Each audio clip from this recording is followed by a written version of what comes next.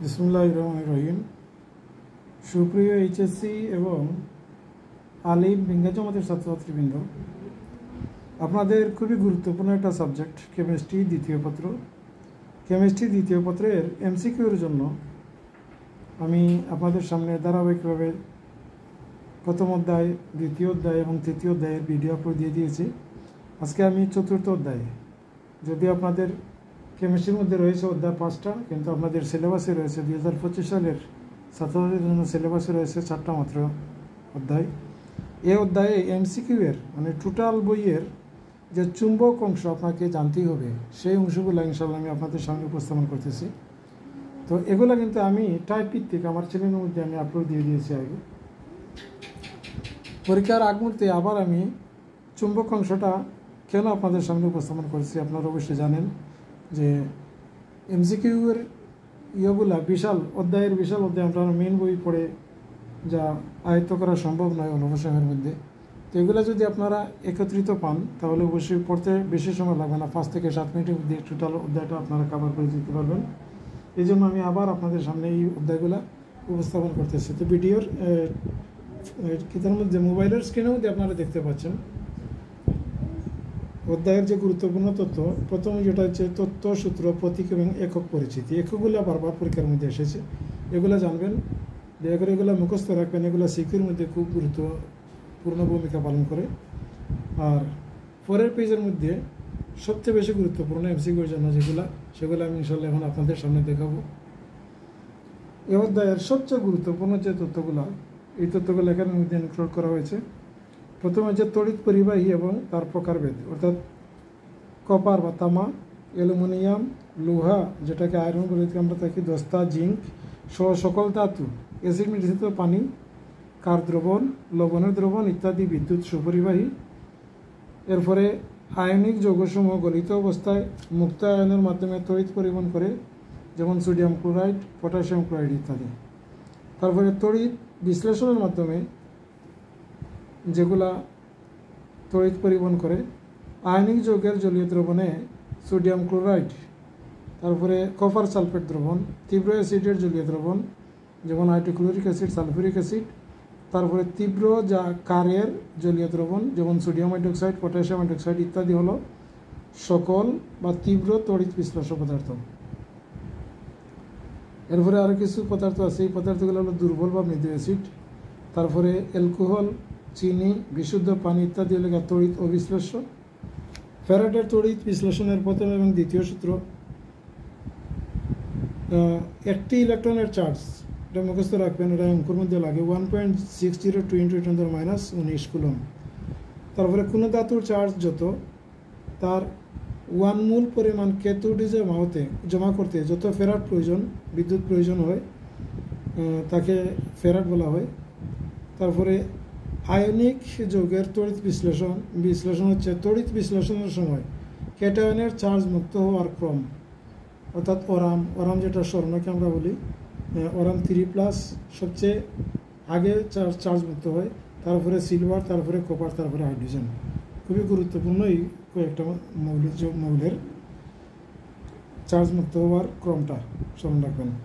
আর তড়িৎ বিশ্লেষণের সময় আয়নের চার্জ মুক্ত হওয়ার ক্রম, অর্থাৎ এটা এন আয়ন যেটা ঋণাত্মক আয়ন, OH- সবচেয়ে আগে হয়, তারপরে ক্লোরিন, তারপরে ব্রোমিন, তারপরে নাইট্রোজেন।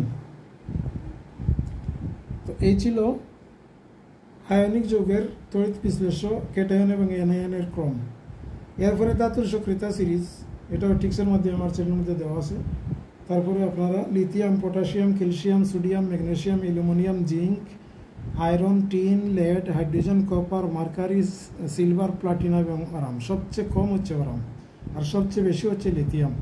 ধাতুর সক্রিয়তা সিরিজ, সক্রিয়তার ক্ষেত্রে সবচেয়ে সক্রিয় ধাতু হচ্ছে লিথিয়াম আর সবচেয়ে কম সক্রিয় ধাতু হচ্ছে ওরাম। অর্থাৎ সক্রিয় থেকে আস্তে আস্তে কমতে কমতে ওরামের কাছে গিয়ে শেষ হয়ে গেছে। আর সক্রিয়তা সিরিজের উপরের দিকের ধাতুসমূহ শক্তিশালী বিজারক এবং নিচের দিকের ধাতুসমূহ শক্তিশালী জারক হিসেবে কাজ করে। কোনো জগতে কোনো ধাতুকে কেবল তার চেয়ে সক্রিয় কোনো ধাতুই প্রতিস্থাপন করতে পারে, তার চেয়ে কম সক্রিয় কোনো ধাতু কখনো প্রতিস্থাপন করতে পারে না। এরপরে অর্ধকোষ বিক্রিয়া এখানে দেওয়া আছে, 5টা অর্ধকোষ বিক্রিয়া দেওয়া আছে। এগুলো বারবার পরীক্ষার মধ্যে এসেছে, যেমন জিঙ্ক থেকে জিঙ্ক 2+, কপার থেকে কপার 2+, সিলভার থেকে সিলভার 2+, ইত্যাদি হলো ধাতু বা ধাতব আয়ন অর্ধকোষ। আর সোডিয়াম থেকে মার্কারি সোডিয়াম প্লাস হলো ধাতুর অ্যামালগাম ও ধাতব আয়ন অর্ধকোষ বিক্রিয়া। তারপরে প্লাটিনাম H2 থেকে H+, প্লাটিনাম ক্লোরিন 2 থেকে ক্লোরিন মাইনাস, প্লাটিনাম ব্রোমিন 2 থেকে ব্রোমিন মাইনাস ইত্যাদির গ্যাস অর্ধকোষ। অর্থাৎ কোনটা গ্যাস অর্ধকোষ, এরপরে কোনটা আয়ন অর্ধকোষ, ধাতব আয়ন অর্ধকোষ বা অ্যামালগাম, ধাতব আয়ন অর্ধকোষ কোনটা, তারপরে ক্যাথোড বিজারণ ঘটে কোনটার মধ্যে, এইগুলো স্মরণ রাখবেন। এগুলো কিন্তু বারবার পরীক্ষার মধ্যে এসেছে। লাস্ট তথ্যটি হচ্ছে তড়িৎ রাসায়নিক কোষ। এই তড়িৎ রাসায়নিক কোষের মধ্যে তড়িৎ বিশ্লেষক কোনো তড়িৎ শক্তি রাসায়নিক শক্তিতে রূপান্তরিত হয়। তারপরে ব্রাইন তথা সোডিয়াম ক্লোরাইডের তড়িৎ বিশ্লেষণে ক্যাথোডে হাইড্রোজেন গ্যাস আর অ্যানোডে ক্লোরিন গ্যাস এবং দ্রবণে সোডিয়াম হাইড্রোক্সাইড উৎপন্ন হয়। তারপরে হচ্ছে তড়িৎ বিশ্লেষক কোষে অ্যানোড ক্ষয়প্রাপ্ত হয় আর ক্যাথোডে ধাতু জমা হয় এবং ইলেকট্রন অ্যানোড থেকে ক্যাথোডে প্রবাহিত হয়। তারপরে যে তথ্যগুলো আছে, তথ্যগুলো হচ্ছে কোষের ইয়েগুলা, জিঙ্ক শরীর থেকে জিঙ্ক 2+ একুয়াসে হয়ে যায়, কপার একুয়াস থেকে কপার সলিড হয়ে যায়। এগুলো হচ্ছে ডেনিয়েল কোষের সংকেত। আচ্ছা, লেড থেকে লেড সালফেট, তারপরে লবণ সেতু, sulphuric acid aqueous, lead oxide. Lead হলো স্টোরেজ সেলের সংকেত। আশা করি সংকেতগুলো আপনারা স্ক্রিনের মধ্যে দেখতে পাচ্ছেন। এগুলো কাইন্ডলি দিয়ে করে আপনারা মুখস্থ করে নেবেন। এরপরেও আপনাদেরকে বলবো, এগুলা ছাড়াও যদি আরও ভালো করতে হয়, এগুলোতে আমি ভিডিও করেছি টোটাল অধ্যায়ের সামারি বা সারসংক্ষেপ, যেগুলো বিগত বোর্ড পরীক্ষা বারবার এসেছে। তো ডিটেলস যদি জানতে হয় তাহলে আপনাকে অবশ্যই আমার ভিডিওর মধ্যে টাইপ ভিত্তিক যে MCQগুলো আমি উপস্থাপন করেছি সেগুলো অবশ্যই আপনাদেরকে দেখে আসার অনুরোধ করব। আর সিকিউর জন্য পরীক্ষার আগ মুহূর্তে ইনশাল্লাহ আমি আগের দিন চেষ্টা করব ফার্স্টটা সিকিউ আপনাদের সামনে উপস্থাপন করার। এই ফার্স্টটা সিকিউর মধ্যে ইনশাল্লাহ ফার্স্টে আপনার পরীক্ষার মধ্যে কমন পেয়ে যাবেন। যদি আল্লাহ সুস্থ রাখে তাহলে অবশ্যই আপনাদেরকে এগুলো আমি উপস্থাপন করে দিব। তো আজ এ পর্যন্তই। যদি ভিডিওটি ভালো লাগে এবং আপনাদের সামান্যতম উপকার এসেছে মনে করেন তাহলে অবশ্যই চ্যানেলটি সাবস্ক্রাইব করবেন। এ প্রত্যাশা আজকের মতো এখানে শেষ করছি। আল্লাহ হাফিজ। আসসালামু আলাইকুম ওয়া রাহমাতুল্লাহ।